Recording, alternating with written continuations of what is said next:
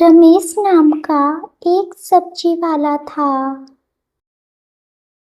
और वह अपनी दुकान एक बड़े से घर के सामने लगाया करता था।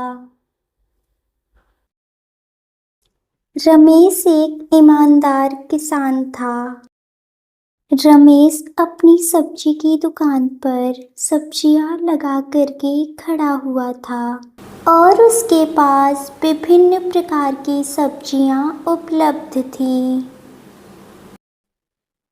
और तब रमेश मुस्कुराकर बोलता, आइए भैया, ताजी सब्जियां ले जाइए, सस्ती और अच्छी। और तभी उसके पास कुछ ग्राहक आते हैं। उसमें से एक ग्राहक बोलता है, अरे रमेश भाई, आपके यहाँ की सब्जियां हमेशा ताजी होती हैं। रमेश एक ईमानदार सब्जी वाला था और उसके पास ताजा सब्जियां और उसका व्यवहार लोगों को बहुत पसंद था। और एक दिन बारिश हो रही थी और ग्राहक बहुत ही कम थे और रमेश चिंता में बैठा हुआ था। रमेश धीमे स्वर में बोलता है, आज तो बिक्री भी कम है, कैसे घर चलाऊंगा। तब दूसरा ग्राहक रमेश के पास आकर बोलता है, रमेश भाई, चिंता मत करो, हम सब साथ हैं, आप अच्छे इंसान हो। मुश्किल समय में भी रमेश ने हार नहीं मानी। उसके अच्छे व्यवहार की वजह से लोग उसका साथ देने लगे।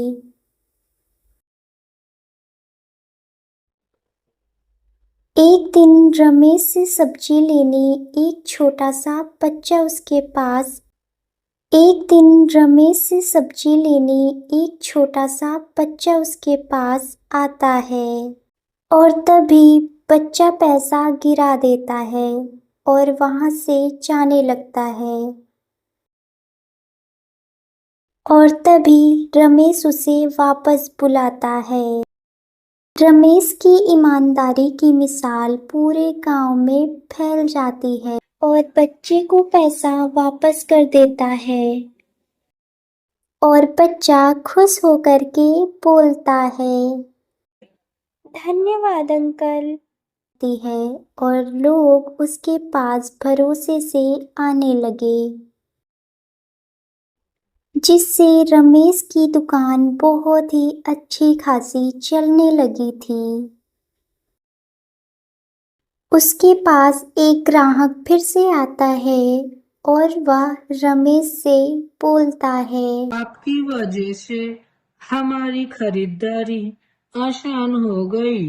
और दूसरा ग्राहक भी बोलने लगा, रमेश भाई, आपके जैसा ईमानदार कोई नहीं। रमेश का व्यवहार ही उसकी सबसे बड़ी पूंजी बन गई। विश्वास से ही सफलता मिलती है। रमेश सारी सब्जियां बेचकर घर वापस लौटता है। उसका पूरा परिवार मुस्कुराकर उसका स्वागत करता है। उसकी पत्नी बढ़िया बढ़िया खाना बनाती है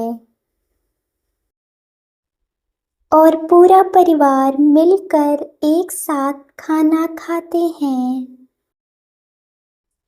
तभी रमेश मुस्कुराकर बोलता है, ईमानदारी से काम करो तो भगवान साथ देता है। तो बच्चों, रमेश की कहानी हमें क्या सिखाती है?